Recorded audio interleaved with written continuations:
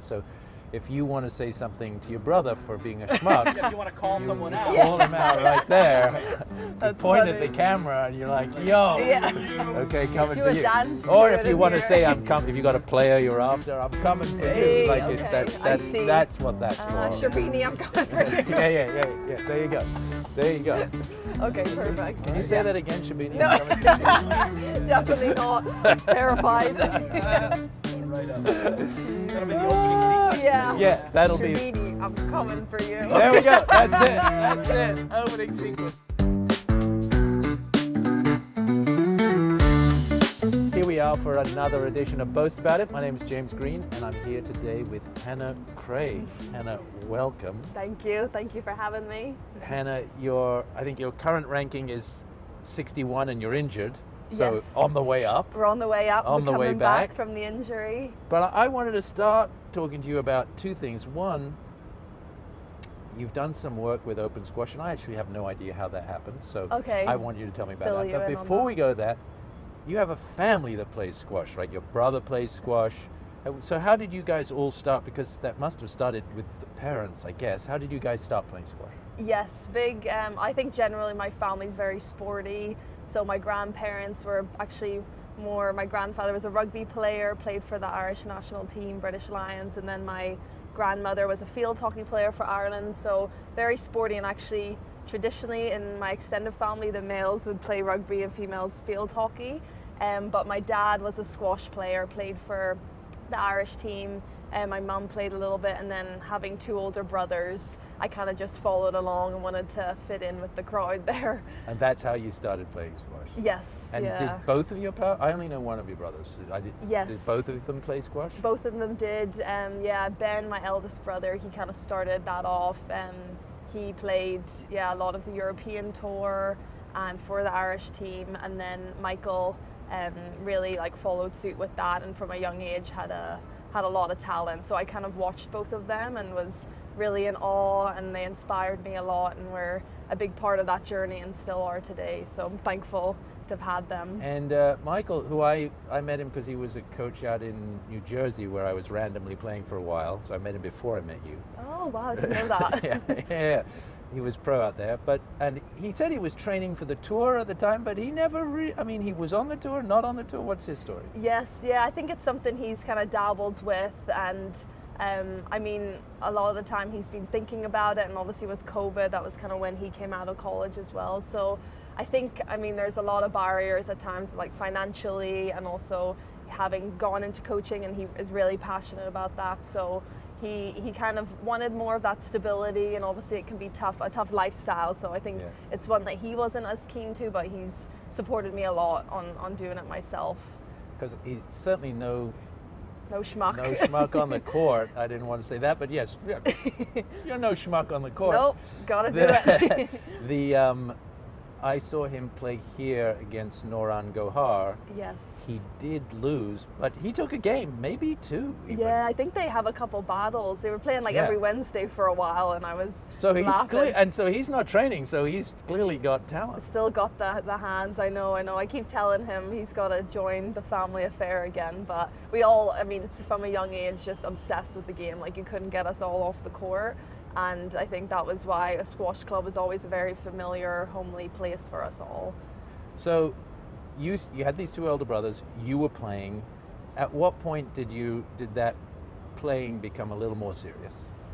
I would say when I was probably 12 or 13. I played a lot of different sports, and then I would say I'm competitive at times to a fault. And I think when I was younger and I started playing some of the tournaments and obviously watching my brothers, I kind of just got that fire for the game, and I was like, wow, okay, I want to get really good at this sport, or as good as I can. So after losing and trying to make the Irish national team, and when I did, I think under 13s, I just made it my mission. Okay, I'm gonna try and just get to Irish number one at each age group, play some European tournaments, and I think in comparison to the brothers, I was a little bit later, but yeah, I just loved it, and then ended up playing the European tour more when I was 17. It was actually Rory Gillen, who was a really big supporter of me going on the tour, because I only played in Ireland at the time, and he sponsored me to play some European tournaments. What year was this? I would have been 16 going on 17, and he kind of asked me, you know, like, are you interested in playing? And I was like 100%, but obviously there's barriers. It costs a lot of money to travel around Europe at a young age. So he said, you know, go play a couple, see how you get on. Ended up getting to the semis of some Super Series, won the French Junior Open, Swiss Junior Open, and that was just in the space of 17. So that was when college came about, because it wasn't even, all of a sudden within a year so much changed. So it's quite a fast track, but like, yeah, within that time I was just every day grinding and trying to keep the academics really high. So talk to us where you went to college. Harvard. How did you do on the team there? Good, yeah, I think I came in, I mean, first year I played, I think 9 on the team, 8 or 9. And I mean, I was starstruck, you know, I was on the team with people, like just so many girls for the first time. I hadn't really been exposed. Who was on the team when you were there that we would know? Gina Kennedy, of she course. was on the team. So yeah, Okay. I mean, so I watched her all through European tournaments as well, and I started joining and just like a champion, and I loved, still to this day, love how she plays, and huge fan of her. So watched Gina, I watched Sabrina Sobey was on the team, Hannah Motaz, Amelia Henley was number 2 in Europe at the time. So it was a ridiculously strong team in hindsight. I don't think I really appreciated that as much. I thought, oh, maybe some players on the team would get to like top 50, top 30, and then watching the likes of them go for it, I was like, wow, the team was actually incredibly strong. So I mean, even to say I was playing, I think the highest I played on the team was like 5 or 6, but it's something I'm still really proud of. Not, you know, would have been nice to play higher, but still the team quality, I don't think, you know, there was a season we didn't lose a single match anyone on the team, which was unheard of at the time. Oh, so wow. yeah, not one person. I didn't want to be that person. I think I had one No match, pressure. it was 3-2, and everyone was like, don't do this, don't do this. So yeah. Wow. What an And so then experience. after Harvard, what did you do? After Harvard, so when I graduated, it was actually during COVID. So the clubs were shut a lot of the time. I was obviously needing a visa to stay in the US. And I went back and forth with squash thinking, I mean, I had to start off coaching to earn money, even to play a little bit on the side. So I was going back and forth with coaching and doing consulting. So I did an internship in that. Loved the company, Arthur D. Little, still a supporter, and just everyone. What do they do? So it's management consulting, a lot of different industries. I worked a lot in kind of the healthcare and telecommunications space, but yeah, the team was just. Well, let's give a little shout out. So they're your sponsor. Arthur D. Come on, Little. tell us a little There bit we about go. Arthur D. Little. Yeah, so management consulting firm, just a group of incredibly talented, intelligent people. We were like the culture there, everyone was just team, and you know, I believe they can solve every problem in a business, and yeah, it was an amazing experience. It opened my eyes to business and really challenged me in so many ways. So anyone that is applying for jobs at a young age, I would say definitely go for it with Arthur D. Little. And then you're doing some coaching, you're doing this internship with Arthur D. Little. What happened next? I remember specifically there was a day where I was playing Richard Chin at the Harvard club, and I beat him for the first time actually, and I was getting back in, injury, I had come back, and randomly David Hughes walked in with a box of balls, and he said, I think they'd ran out of squash balls, and he was like, oh, what are you guys talking about? And at the time, Richard had really encouraged me, like, just go play some PSA, give it a go. And I was like, oh, I'm not sure, you know. And we said, oh, we're talking about playing pro squash. And David was like, well, if you're interested, I know you really enjoy coaching, like, we're opening FiDi, which we're currently sitting at now, which is crazy. We're opening a new club in FiDi. We're looking for coaches. Throw me your resume. And I think within a week, got the interview done, met Creedy, met the team, and yeah, that was it. And Good job, David. Yeah, thank you, David. Thank you. But I think stuff like that really makes me believe in fate, because everything kind of was going in that direction, and the more I was just kind of stewing over in my head, you should play squash, you should, just go for it. But I was like, oh, it's risky and this and that, and it helped me make that decision. So because where I remember I met you after you were hired, you were Yes. here, and I'm like, wow, that's a really good squash player. And then I knew that you decided to change your role here from one where you were a sort of a full-time coach to one where you're like, actually, I'm going to go play on the tour. Yes. And we said, that's great. Please wear our logo. Yeah, Thank you there very we much. go. So an ambassador for us. Thank you.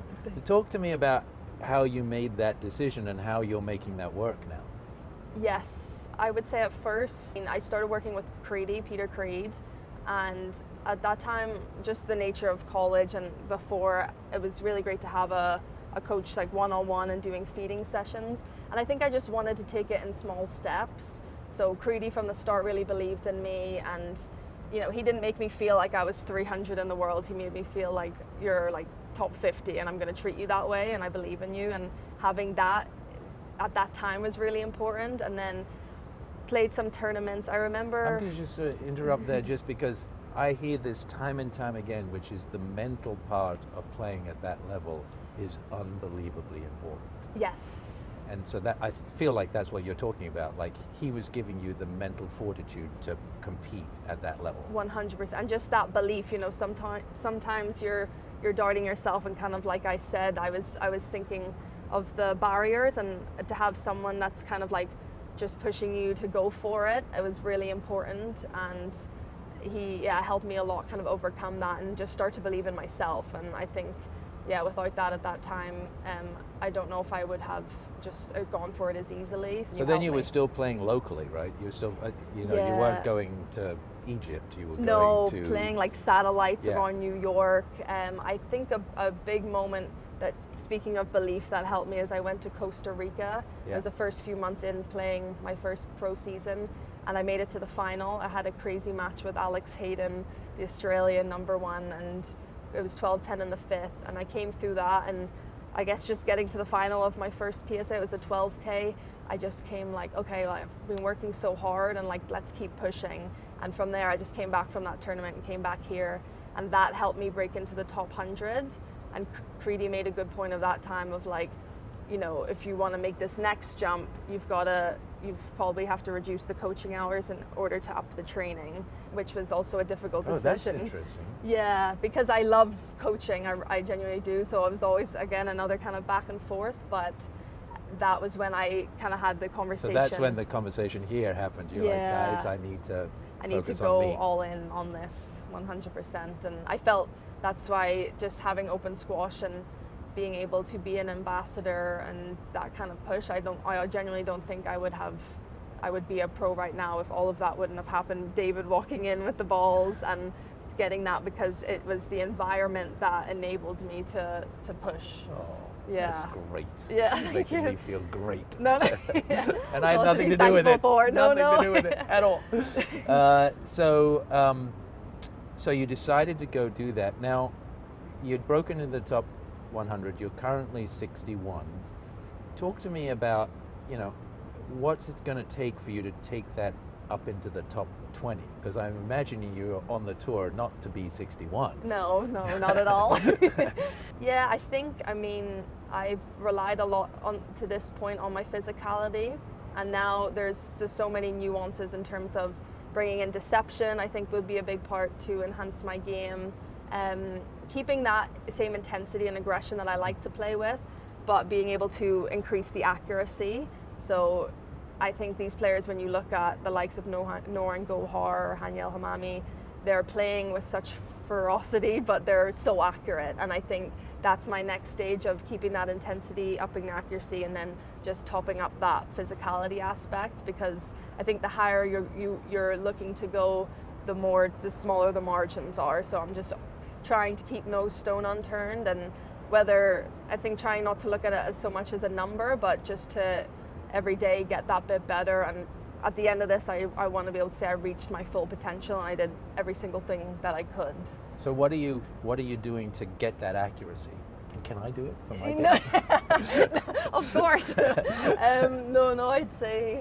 I would say just a lot of looking differently at sessions as well. Like when I'm going into solo now, I'm just not thinking I'm going through the motions, like keeping that accuracy that I would play in a match, but just then having the targets really being detail oriented, of like what shot am I looking for, what am I trying to do here, instead of just hitting the ball hard and running around fast, which is familiar for me at times, but I want to get to the point where I'm relying more on like my wrist and my skills, rather than speed.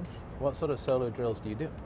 A lot, yeah. I would say I like to do kind of start in the mid court and work on that, just like quick racket work, and then bringing it back, just setting on down. The rail or?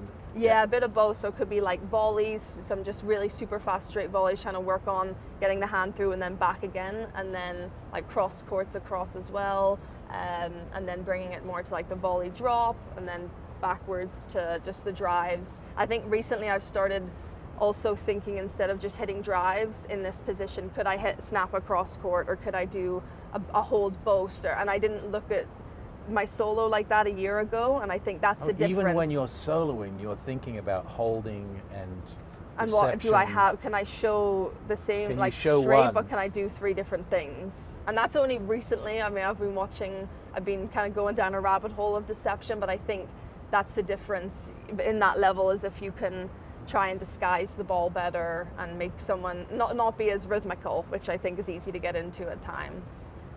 Fascinating. The other thing which I think makes a difference, especially in those ranking, is sort of what tournaments you choose to play, what levels of tournament. How do you make those decisions?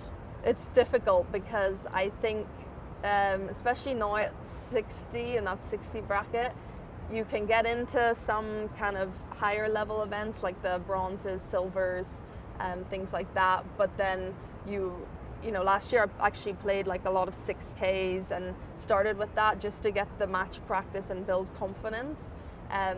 But I personally like to have a bit of a range so that I'm not getting too stale with, I want to be in a habit of winning and trying to push, rather than, I'm going to turn up to an event and necessarily think I'm at this seeding and that's fine. And for the viewers, you have this quandary, which is you can enter lower level tournaments where you will place higher but you get fewer points. Yes. Or you can enter higher level tournaments with better level players, and of course you'll get more points if you get to the same level, but if you get out earlier then you may get less points than if you had been in the, so it's a real sort of art to cruise that right level. It is, and especially nowadays with, I mean, the likes of the junior Egyptians coming through, and I mean a lot of junior players, so much depth. So in these 6Ks, I can get a first round that could take you out. Could be technically a semi or a final. Right. But I mean, even for instance, I played the Edinburgh Open. Well, that says you should just play better tournaments. Yeah, I know.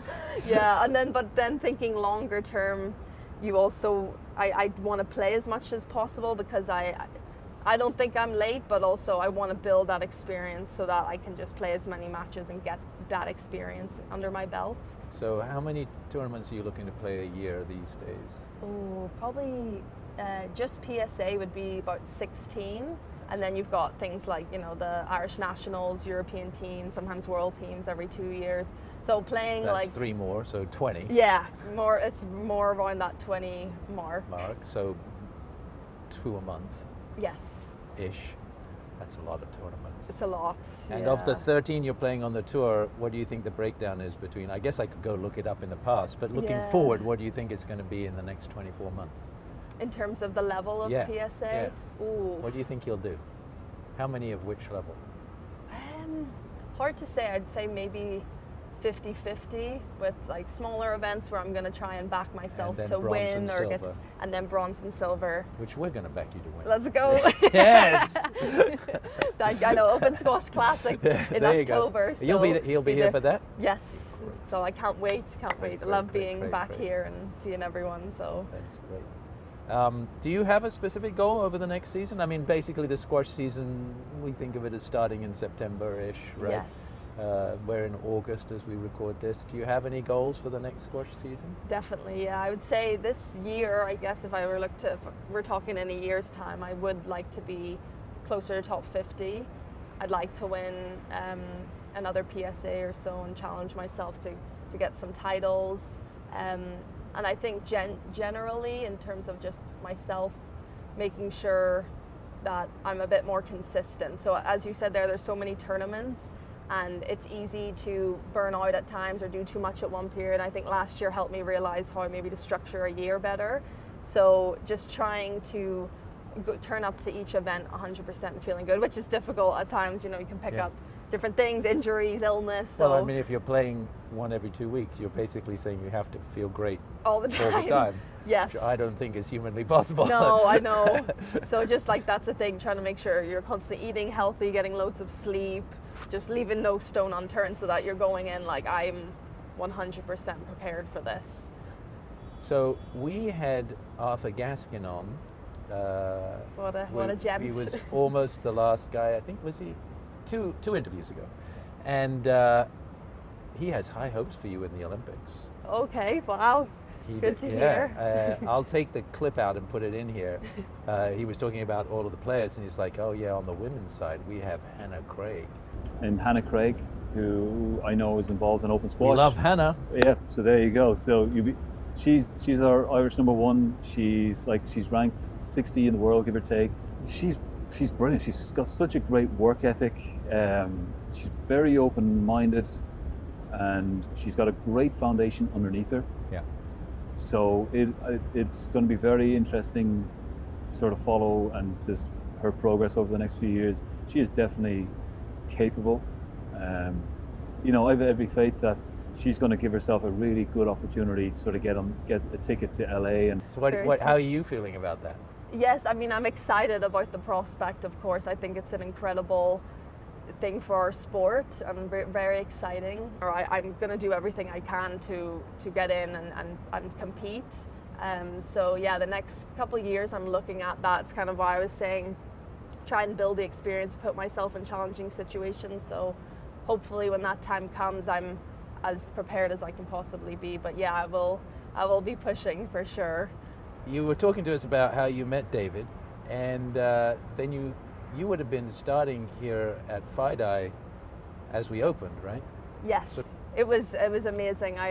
We actually tested out the courts before the club was officially open, and I remember arriving on the first day of the official opening and just being like, wow, this is the coolest squash club I've ever seen. I mean, having a glass court, I think it's so easy to take that for granted, but I mean, when I was growing up, I never saw a glass court really. I don't know if there's any in Ireland, so I was like, wow, for kids to be able to come here and see this, and all of the courts and the facilities were incredible. And yeah, just being part of that journey and having seen how the club's grown and just all of the members in that community is something I'm extremely proud to be a part of and just to continue to see developing. And you've been here helping out at a camp too, haven't you? Yes, yeah, I did the camp last week, which was really nice, and even seeing the kids. I think it's been maybe 8 or 9 months, but how much they've grown, and there's a couple of players like Hannah Ban and Max, and a lot of them from the red team now going off to college. So that's kind of. Oh yeah, I have actually, because I know Hannah's dad, Andrew Ban. She's been a little rocket. I know. Yeah, so excited, and just worked so hard and deserves. I mean, the fact, of course, I'm biased that she's going to Harvard, but like so excited for her, and I love to see when people have really worked so hard and it's paid off for them. So you're doing these camps here. Have you got any sort of fun little stories about the camps? I remember last year when I was doing a camp, I had a mentor working with me, and he just loved being there all day long, and I think you can see that with some of the kids are just at the club all day. And I remember saying to him like, oh, when are you going home? Are you headed out? And he was like, you know what, this to me is home. And I was the kids. Yeah, and you know, I think he had like trouble back home and stuff, and that was something that I think really resonated with me. And I think about with the other kids is like having that community and a place where you feel safe and that sense of belonging. And to me, everything that we do at Opon Squash with the financial aid based kind of income with memberships, Success Academy, all of these things that not many other clubs, or I don't know of any others in the US. But that, I think you can see when those phrases are coming out, I'm like, wow, okay, this is a place where we can make the sport more accessible and help a lot. That is absolutely one of the reasons we started Opon Squash. Yeah. This is true for everyone at every level. You know, if we start with your example, this kid, he's obviously getting an enormous amount out of squash, like Yes. it's his second home. But then if I think about what squash has done for me, and for my health and my fitness and my friends and my community, and the community has helped me in my professional life. And then if we Yeah. think about squash has done for you as well as a I professional, know. so it's just an amazing, and that's why we open squash, because of all the incredible things it can do Yeah. to help people. 100%, and that's why, I feel very blessed to be a part of the community. I think everyone has a lot to say about what the sport's done for them, and things like this with the interviews, I think we can really get that out no matter what level you are. Yeah. Just people, it's a lifelong game, and I think Yeah. there's so much to experience from Yeah. that. Yeah. Thank you so much for spending time with us today. Thank you so was much. great. It was awesome. Thank Appreciate you. it. Yeah. All right. Amazing. We're done.